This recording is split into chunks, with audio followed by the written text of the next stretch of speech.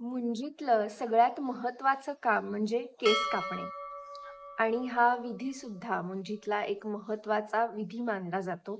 हे केस एका विशिष्ट पद्धतीने कापले जातात आणि या विधीला एक नाव आहे स्पेशल.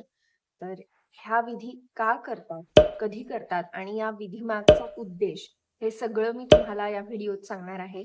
त्यामुळे तुम्ही हा व्हिडिओ शेवटपर्यंत बघितला तर तुम्हाला ही सगळी माहिती मिळेल. नमस्कार, मी प्राची. द गिविंग सोल या चॅनलमध्ये सगळ्यांचं स्वागत. या सिरीजमध्ये आपण मुंज, उपनयन, व्रतबंध याच्याबद्दल माहिती घेत आहोत आणि याच्या मागच्या एपिसोडमध्ये आपण मुंज का करतात, कधी करतात, त्या मुंजीमागचा उद्देश हे सगळं बघितलं होतं. आणि या एपिसोडमध्ये आपण केस कापण्याचा जो विधी असतो त्या विधीविषयी माहिती घेणार आहोत. तर या विधीचं नाव आहे चौलकर्म. तर हे चौलकर्म सकाळी केलं जातं मुंज लागण्याच्या आधी. म्हणजे हा महत्वाचा विधी असतो मुंजीमधला आणि हा पहिला मेन विधी असंही त्याला म्हणता येईल. तर आपण अधिक माहिती घेऊया चौलकर्म या विधीबद्दल.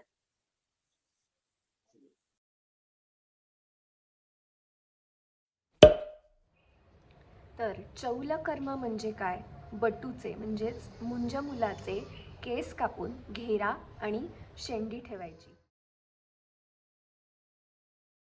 तर या विधीमागचा उद्देश असा असतो की केसांच्या मुळाशी जे दोष आहेत ते नाहीसे व्हावेत आणि डोक्याच्या मध्यभागी असलेल्या बुद्धीचं रक्षण व्हावं, म्हणून हे चौलकर्म हा विधी केला जातो.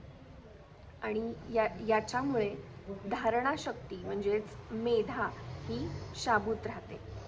तर हा या चौलकर्म विधीमागचा उद्देश आहे. त्यामुळेच केस हे ठराविक पद्धतीने कापले जातात. आणि हे जे जे जेवढा त्या डोक्यावर एक वाटी ठेवतात आणि त्या वाटीच्या बाहेरून केस कापतात, म्हणजे तो घेरा तसाच राहतो आणि बाकीचे केस हे पूर्ण कापून टाकतात आणि शिवाय शेंडी पण ठेवली जाते. तर असा या विधीमागचा उद्देश आहे. या विधीनंतर अभ्यंग स्नान केलं जातं आणि मुंज मुलगा म्हणजेच बटू सोवळं आणि उपर्ण अशा पारंपरिक वेशात मातृभोजनासाठी तयार होतो. शिवाय हे मातृभोजन चालू असताना कौतुकाने मातृभोजन गीत गायलं जातं. तर हे गाणं सुद्धा या चॅनलवर अवेलेबल आहे. त्यामुळे हा चॅनल तुम्ही सबस्क्राईब केलात तर तुम्हाला मुंजेचं मातृभोजन, मुंजीचं मंगलाष्टकही असतं. जेव्हा मुंज लागते तेव्हा मंगलाष्टक गातात.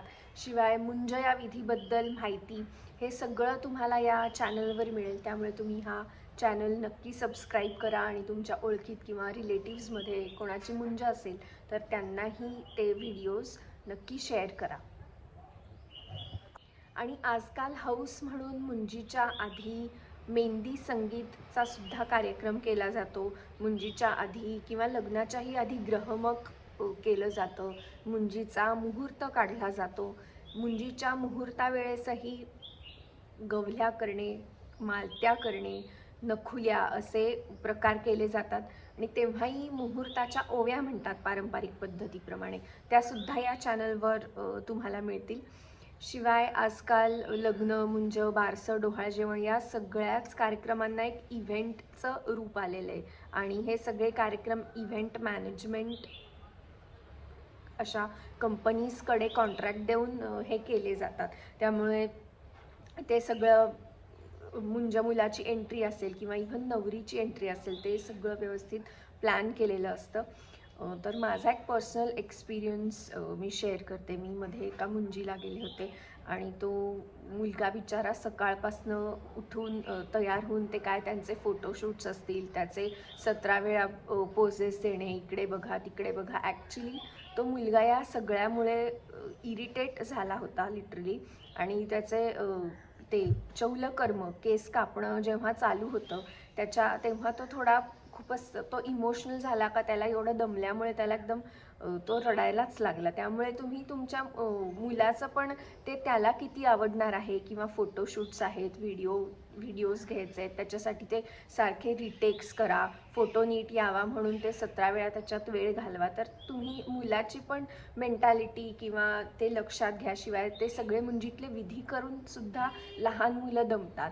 त्यामुळे तुम्ही फोटोज किंवा याला जास्त महत्त्व न देता जसे काही कॅन्डिड फोटो निघत आहेत तसे जर तुम्ही केलेत तर त्या मुलालाही ते सगळं सुसह्य होईल. त्यामुळे मला असं वाटतं की तुम्ही त्या लहान मुलाचा पण थोडा विचार केला पाहिजे. त्याला खूपच दमवून चालणार नाही. त्यामुळे तुम्ही हा नक्की विचार करा. तर या भागात आपण चौलकर्म म्हणजेच केस कापणे या विधीबद्दल थोडक्यात माहिती घेतली, त्याचा उद्देश वगैरे बघितला.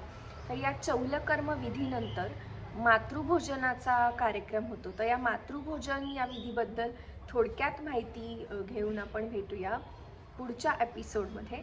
तोपर्यंत हे चॅनल तुम्ही नक्की सबस्क्राईब करा आणि अजून तुम्हाला कुठल्या विषयावर व्हिडिओज हवेत ते मला कमेंटमध्ये सांगा. आणि तुमच्या ओळखीत कोणाची मुंज लग्न असेल तर त्यांनाही या चॅनलवरची गाणी नक्की पाठवा. धन्यवाद.